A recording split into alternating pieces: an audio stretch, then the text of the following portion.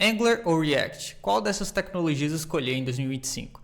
Essa é uma dúvida bem constante em pessoas que estão querendo ingressar aí na área, você pode ser uma delas. E nesse vídeo eu quero mostrar um pouco como resolver esse problema. Começando pelo Angular, é um framework criado pela Google, onde você vai ter todos os recursos necessários para criar uma aplicação. Ou seja, você vai ter recursos para fazer requisições HTTP, roteamento, formulários, animações e muito mais. Basicamente, a premissa do Angular é te trazer uma solução completa, onde você não vai ter que bater cabeça, procurando aí na internet bibliotecas, libs para tudo que você queira fazer. Então, para as coisas essenciais que qualquer aplicação precisa, que são, por exemplo, essas que eu acabei de citar, o Angular já vai trazer para você. Angular tem um suporte nativo a TypeScript, o que é muito massa, porque hoje, como sabemos, o front-end bem escrito é um front-end escrito com TypeScript. Outro ponto muito legal é a Angular CLI, onde você vai ter basicamente um comando, onde você vai rodar o servidor, buildar a aplicação, rodar os testes, tudo de uma forma centralizada e padronizada. Tá? Isso é uma premissa do Angular, padronização. Você também consegue criar aplicativos mobiles, com Native Script ou Ionic. Você consegue também criar páginas renderizadas no servidor, páginas SSR, Server Side Rendering, usando Angular. Os novos pacotes aí que lançaram na última versão, Angular SSR, são muito legais e tem um suporte muito legal usando Express do Node.js. A documentação do Angular é um ponto muito forte também, vale ser citado aqui. Tem muita coisa lá no site angular.dev, onde você vai encontrar documentações sobre literalmente tudo. Testes são outro ponto muito importante do Angular, onde você vai ter um incentivo muito grande a testar seu código. E o Angular fornece muitos recursos legais, onde você consegue literalmente testar qualquer coisa de forma muito fácil. E por último, mas não menos importante, migrações. No Angular, cada migração que você vai fazer, porque isso é um ponto muito importante, hein? Cada 6 meses tem uma versão nova. E esse é um ponto melhor ainda, que você não precisa migrar o seu código de forma manual. Você consegue fazer isso com apenas um comando. ng update migra todo o seu código para a próxima versão que o Angular lançou. Falando um pouco sobre React agora, essa é uma biblioteca, sim, biblioteca, não framework, tá? Que basicamente foi criada pelo Facebook para que a gente consiga renderizar elementos de forma versátil e flexível numa página HTML. Então, ela foi inicialmente, se eu bem me lembro, criada para ser usada naquele aplicativo Messenger. Sabe o que a gente usava no Facebook um tempo atrás? Existe até hoje. Então, lá foi o primeiro experimento do uso do React. React foi escrito em JavaScript, mas tem suporte para TypeScript. Também, para escrever os elementos visuais, você vai usar uma linguagem chamada JSX, ou JSX em inglês, que é basicamente uma junção de JavaScript com XML. Onde você vai ter uma espécie de HTML que se vincula muito bem ao JavaScript. Dessa forma, você não tem a necessidade de escrever um código num arquivo HTML e outro num arquivo JavaScript. Você escreve todos eles em um arquivo chamado JSX. Você também consegue criar aplicativos mobile usando React Native, que é uma ferramenta muito legal criada também pelo time do Facebook. Você consegue criar aplicações SSR com Next, que é um framework aí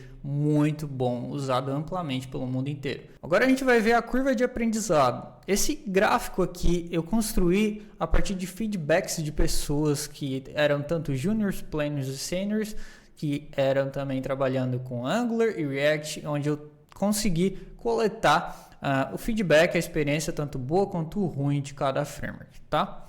Então, basicamente, o Angular ele tem uma curva de aprendizado um pouco mais alta desde o início. Por que, Henrique? Bem, basicamente porque o Angular tem injeção de dependência, tem várias coisas que quando você parar para estudar vai olhar. Então isso pode parecer uma complexidade um tanto alta logo de início. Mas acredite, é só no começo. Então essa ondinha aqui talvez é só aquele susto que você vai ter em relação a tantas coisas que tem no framework. Mas acredite, esses são todos recursos que vão ser muito úteis para você. Então vai ser uma ondinha ali que vai aumentar, Dá para ver que ele já começou num nível um pouco mais alto.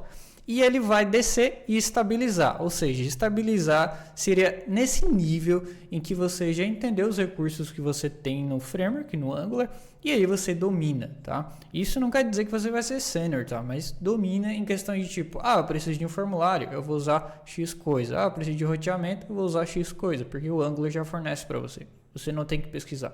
Agora o React, ele tem uma curva um pouco diferente. A gente começa lá de baixo, digamos assim, como realmente vendo ele como algo simples. Afinal, o React é uma biblioteca para renderizar componentes. Ele só faz isso, renderiza componentes.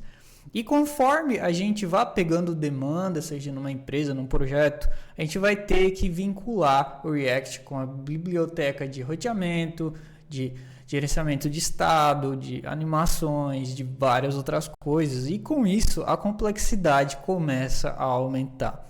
E a tendência é que você entre, de certa forma, em uma sopinha de letrinha, onde você, cada demanda que vai ter, você vai ter que começar a entender quais bibliotecas você consegue usar para resolver tal problema, entende? Então aquela flexibilidade que eu citei sobre o React, às vezes pode ser um tiro no pé, ou às vezes pode ser algo muito bom também. Então essa calmaria que o Angular tem, de certa forma, essa linha reta, ela começa a vir no React quando você já tem uma certa experiência, tá? Então eu acredito que vem depois de um tempo. Mas por algum tempo, com certeza, você vai ter uma crescente de complexidade. Isso também inclui a dificuldade de dar manutenção ao código React. Porque o código React ele tende a ser menor, ele precisa ser bem fragmentado para que tenha uma manutenção boa, assim como o Angular. Mas como o Angular ele é mais padronizado, o React tende a necessitar de padrões de escrita de código mais bem implementados. Tá? Então isso acaba trazendo uma certa bagunça, porque com certeza a maioria dos projetos não escrevem o código da melhor forma, né? Infelizmente. Então o React tende a ser mais complexo no médio ou longo prazo. Aqui a gente tem um gráfico onde a gente tem uma comparação basicamente do histórico do React e do Angular, né? Nas duas versões ali diferentes do Angular. Então, no AngularJS, que é o verde aqui, a gente consegue ver que ele teve um crescimento absurdo, né? Basicamente uma linha reta, assim, que foi quando ele veio com o conceito de SPA, que é Single Page Application, que é escrever basicamente uma aplicação que roda em cima de uma página HTML única, que é o index.html. Então, isso foi um conceito doido, muito legal, que basicamente essa época só tinha jQuery, então foi um negócio de explodir a cabeça mesmo. Só que o problema do AngularJS é que ele tinha muitas questões com performance, tá? Muitas mesmo. Ele foi escrito de uma forma não tão pensada, não tão elaborada, e aí a ideia do SPA funcionou muito bem, mas a performance não acompanhou. Então, o React, ele trouxe também essa ideia, só que, como eu falei no começo do vídeo, o React é uma biblioteca. Então, ele é usado para renderizar coisas numa página HTML, né? Não necessariamente uma single page application. Enquanto o Angular já veio com uma abordagem mais completa, conforme é hoje também.